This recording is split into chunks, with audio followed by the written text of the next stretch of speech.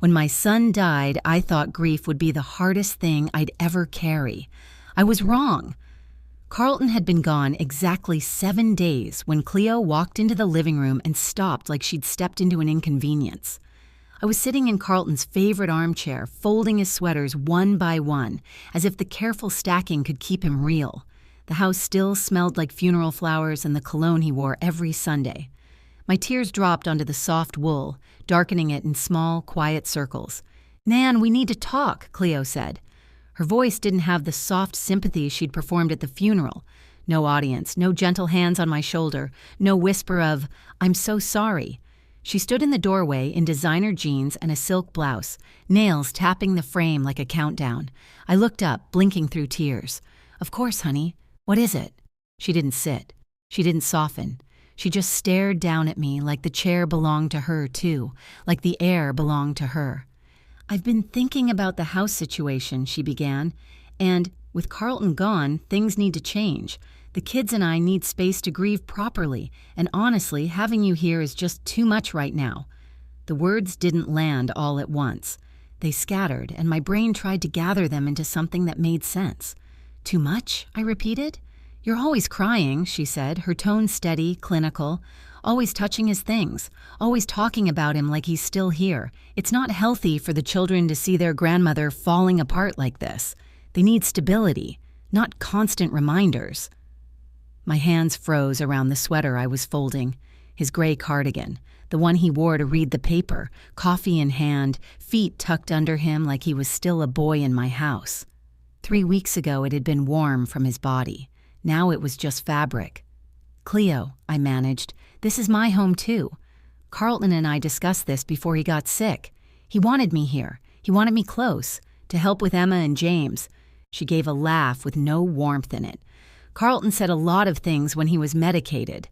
The reality is the house belongs to me now, and I need you to pack your things." The room tilted. I felt it physically, like the floor shifted under my feet. "Pack? My things?" "Don't be dramatic, Nan." Her eyes flicked to the hallway mirror as she smoothed her hair. "You're a grown woman. Pack your bags and learn to survive. You'll figure something out. You always do." My throat tightened. I thought of my savings. Barely enough for groceries and gas, certainly not enough for rent in this expensive suburb. I thought of the apartment I'd sold because Carlton promised I'd always have a place with him. "What about Emma and James?" I asked. "I watch them after school. I help with homework. I cook. I'll figure that out," she said, cutting me off like I'd become background noise. "Maybe it's time they learned independence." I stared at her, shocked by how easily she said it. About her own children, about the life we'd built together. "How long do I have?" My voice came out small. "I'd like you gone by tomorrow evening," she said. "I have people coming to look at redecorating Carlton's office. I don't want awkwardness. Tomorrow evening, 24 hours to dismantle 5 years of living, loving, and being needed." I swallowed hard. "Where am I supposed to go?" Her expression didn't change. "You're not my responsibility." And in that moment, I understood something awful. I wasn't losing only my son. I was losing the last place in the world where I belonged. That night, I packed in silence. I used the same suitcases I'd brought when I moved in, 5 years earlier. Back then, Carlton had hugged me in the driveway and said, "You're home now, Mom." I believed him. I sold my little apartment without hesitation. I never imagined I'd leave this house the way I was leaving now. It shocked me how little I owned. Most of the furniture in my room belonged to the house. Over the years, I'd slowly given away my own things, donated what I didn't need, keeping only essentials and memories. I folded my clothes carefully, as if neatness could keep the pain from spilling over. I tucked Carlton's gray cardigan into the suitcase, breathing in his familiar scent one last time. I packed a framed photo from Christmas morning, Carlton on the floor, Emma and James in his arms, all 3 of them laughing. I left behind the television he'd bought me, the reading chair he'd surprised me with, the bookshelf full of novels we'd shared and debated over coffee. They didn't feel like mine anymore. Maybe they never were. The hardest part was the note.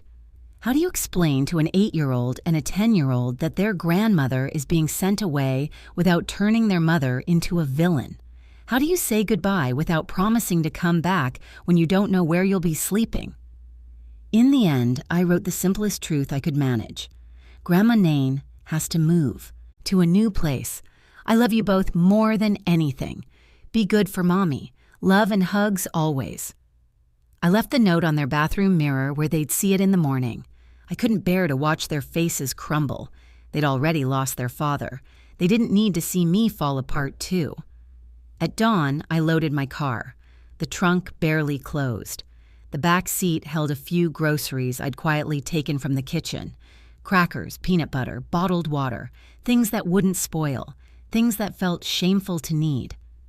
I sat in the driveway longer than I should have, staring at the house where my son had lived his last years, where my grandchildren were still asleep in their beds. I tried to memorize the shape of the windows, the way the light hit the siding, like I might never see it again. Movement caught my eye.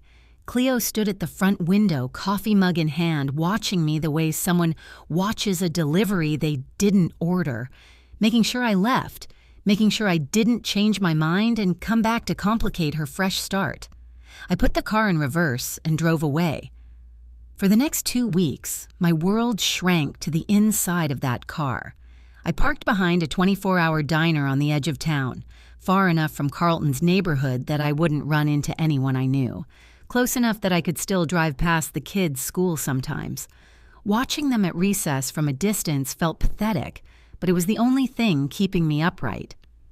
Every morning at 6, when the diner opened, I went inside to wash my face and brush my teeth.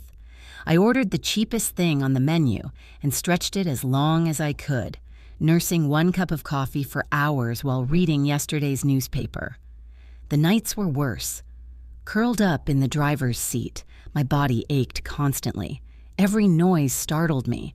Flashlights from security guards, engines idling too long, the fear of someone realizing I was living in my car and calling the police. But the worst part wasn't the discomfort or the fear. It was the invisibility. One afternoon, I saw my old neighbor Margaret at the grocery store. We'd shared coffee, holidays, small pieces of our lives. She looked straight through me, as if I didn't exist. Maybe she didn't recognize the woman with wrinkled clothes, tired eyes, and shame clinging to her like a second skin. I understood then. Once you cross that line, once you become homeless, you stop being a person. You become something people learn not to see. And slowly, painfully, I started to believe that maybe Cleo was right. Maybe I really was disposable. On the 13th day, I made the mistake of driving past the house. I told myself it was for the children, that I just wanted to catch a glimpse of Emma and James in the yard. But deep down, I think I wanted proof that my life hadn't been erased, that Carlton's life hadn't been erased. What I saw made my stomach clench. A dumpster sat in the driveway, overflowing with furniture and pieces of a life I recognized.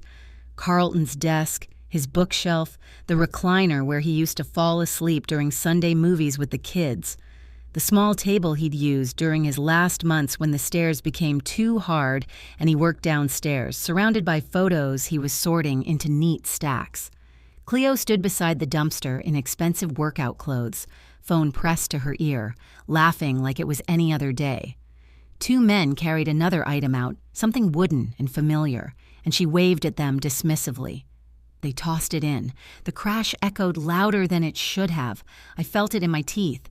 I drove away before she could see me.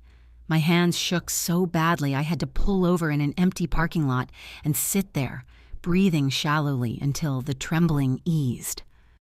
That evening, I went to the library and checked Facebook on a public computer, like a fool who wanted to hurt herself on purpose. Cleo had posted a photo of the living room, now bright, white, chrome, minimalist, cold, like a staged hotel lobby. The caption read, "Sometimes you have to clear out the old to make room for the new. Grateful for fresh starts and new beginnings." People praised her courage, her strength, her ability to move forward. Someone even commented Carlton would be so proud of how well you're handling everything. I closed the browser and walked out into the evening air feeling hollowed out. That night, behind the diner, I cried in my car the way I hadn't cried since the day she told me to leave. Deep, wrenching sobs that made my chest hurt. I cried for my son, for my grandchildren, for the life I'd lost, and for the woman I'd become, invisible, unwanted, discarded. I fell asleep slumped against the door, cheek pressed to cold glass, and dreamed of Carlton as a little boy tugging my apron, asking for help, reaching something high. In the dream, I was young again, needed again. The phone rang the next morning. A number I didn't recognize glowed on my cracked screen. For a moment, I considered ignoring it. Unknown numbers meant bills, warnings, voices that wanted something I couldn't give, but something, maybe instinct, maybe exhaustion, made me answer. Mrs. Peterson? This is Robert Chen from Chen Martinez and Associates. I was your son, Carlton's attorney. I've been trying to reach you for several days. We need to discuss urgent matters regarding Carlton's estate. My heart began to race. Estate, I whispered. Cleo handles Carlton's affairs now. There was a pause, and when he spoke again, his tone was careful. Mrs. Peterson, there are specific provisions in your son's will that concern you directly. Provisions Mrs. Peterson, Cleo, is not aware of. I need to speak with you in person. My mouth went dry. Can you tell me what this is about? Not over the phone. Can you come today? 10 a.m. Morrison Building on 5th Street. I glanced down at my wrinkled clothes, my unwashed hair, my hands that looked older than they had 2 weeks ago. Mr. Chen, I said quietly, I'm not in a good position right now. I might not look very presentable. His voice softened. Please come as you are. This cannot wait. 3 hours later, I sat in a leather chair in the most luxurious office I'd ever seen, holding a cup of coffee that tasted like the first human kindness I'd had in weeks. Robert Chen studied me over wire-rimmed glasses, then asked a question that made my face burn. What is your current living situation, Mrs. Peterson? I tried to lie. I couldn't. I'm staying in my car, I admitted. He didn't flinch. No judgment, only a slow nod, like this confirmed something he already feared. Carlton anticipated this, he said, and there's something you need to hear. He opened a thick folder and slid a document forward. Then he began to read. Robert Chen adjusted his glasses and read in a steady voice, as if he understood that one wrong inflection might shatter me. To my beloved mother, Nain Peterson, I leave the sum of $7 million to be held in trust and managed by Chen Martinez and Associates until such time as she establishes stable housing and financial management. For a moment the words didn't mean anything. They floated above me like a language I didn't speak. I'm sorry, I whispered. Could you repeat that? $7 million, he said gently.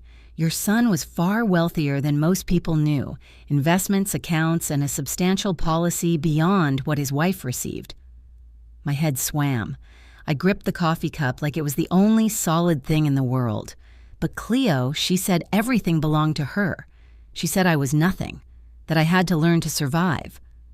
Mr. Chen's expression tightened, not with surprise, but with something like anger on my behalf. Carlton anticipated that exact scenario. He turned a page. In the event that my wife, Cleo Peterson, attempts to remove my mother from the family home or cut off contact between my mother and my children, full custody of Emma Peterson and James Peterson shall immediately transfer to my mother, with all necessary financial support included. The cup slipped from my fingers. Mr. Chen caught it before it hit the carpet, then set it aside like he'd done this before. Caught fragile things before they shattered. Custody? My voice cracked. How is that possible? Carlton filed the paperwork months ago, he said. He documented concerning behavior, comments about moving on, plans to relocate, dismissing grief. He also recorded conversations with legal guidance. He slid a small device forward but didn't press play yet. There's also a letter, he added. He asked me to deliver it to you privately. Would you like to read it or would you like me to? My hands shook too badly to hold paper. Please, I whispered, read it. Mr. Chen unfolded the letter. Carlton's handwriting looked like him, firm and familiar, like his voice reaching across the distance. Mom, if you're hearing this, it means my worst fears about Cleo have come true. I'm sorry I couldn't warn you while I was alive, but I was afraid she'd turn the kids against you if she knew what I suspected. I've watched how she looks at you when she thinks no one's paying attention. I've heard her talk about how much easier her life will be when she doesn't have to deal with my needy mother anymore. You are not a burden. You never were. The money isn't just an inheritance. It's payment for every year you put our needs before your own. And it's my way of making sure you have the power to protect Emma and James, the way you always protected me. Don't let guilt stop you from claiming what's rightfully yours. They need you. I need you to take care of them. Love, Carlton. By the time he finished, my face was wet, but these weren't the helpless tears I'd cried in my car. These felt like something else: relief, vindication, and a small spark of strength returning to a place inside me that had gone dark. When can we proceed? I asked, wiping my cheeks with the back of my hand. With the custody transfer. Mr. Chen smiled, and for the first time since Carlton died, I felt the ground steady beneath me. Today, he said. First we'll get you into a hotel, then we'll file. 3 days later, I stood on Cleo's doorstep again. Only this time, I wasn't begging for space. I was holding legal documents. Mr. Chen stood beside me, along with a social worker and a police officer. Procedure, they called it. Protection, I felt. Cleo opened the door and froze when she saw us. "What is this?" she demanded, voice tightening. "Nan, what are you doing here?" Mr. Chen introduced himself and stepped forward. "Mrs. Peterson, we're here regarding provisions in Carlton's will that are now in effect." As he spoke, Cleo's face changed. Confusion to panic to disbelief. When he mentioned recordings, her lips parted like she couldn't breathe. "You can't take my children," she hissed, turning to me. "You're homeless, you're nothing." Mr. Chen didn't even blink. "Mrs. Peterson is now the beneficiary of $7 million. Her housing is arranged. Her situation is resolved." Cleo stumbled back as if slapped, and when we picked Emma and James up from school, their first questions weren't about money or paperwork. "Are you real?" Emma whispered, eyes filling. "Mom said you left because you didn't want us," James muttered, trying to sound tough and failing. I knelt between them in that hallway and spoke the truth I should have spoken sooner. "I never wanted to leave. I love you, and I'm not going anywhere again." That night, in a warm, temporary apartment, we ate pizza on the floor. We laughed through tears. We told stories about Carlton, real ones, messy ones, loving ones, and for the first time since I'd lost my son, I understood something clearly. Cleo didn't throw me out to teach me survival. She threw me out because she thought I had no power. But Carlton, my boy, even in death, had made sure I'd never be powerless again. And this time, I wasn't just surviving. I was coming home,